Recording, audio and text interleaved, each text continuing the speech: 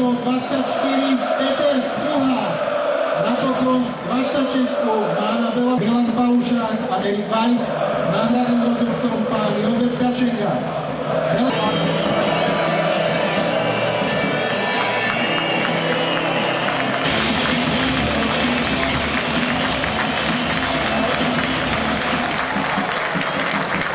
Dámy a páni, vážení športoví priatelia, v tejto chvíli hlavný rozhodca dnešného stretnutia Mário Vlk z Partizánskeho privádza na hraciu plochu aktérov dnešného šlágra 22. kola najvyššej futbalovej súťaže mužstva Eška Slovan Bratislava a FC Spartak Trnava.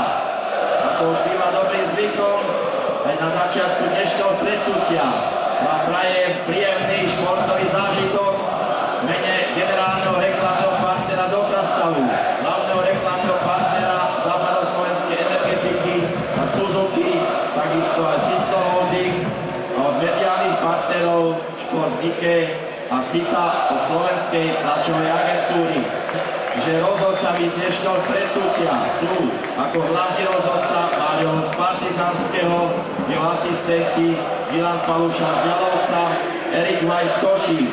Už ospravenému Samovi Slovákovi. Číslo 17 na drese Velasov Jakub Silvestr. Číslo 8.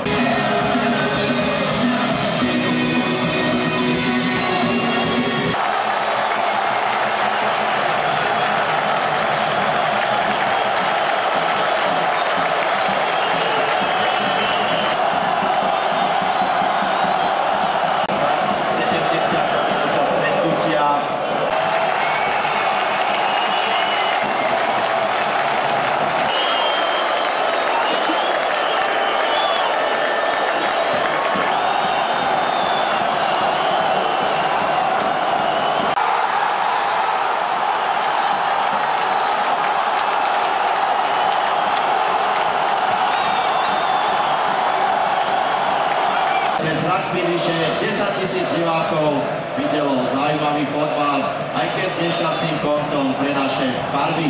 Ešte raz, vážení športoví priatelia, príjemný zbytok dnešného večera, peknú veľkú noc a dúfam, že sa opäť uvidíme na ďalšom ligovom stretnutí. Ešte raz vám všetkým ďakujem a prajem vám príjemný zbytok dnešného dňa a veselú šibačku. Dovidenia.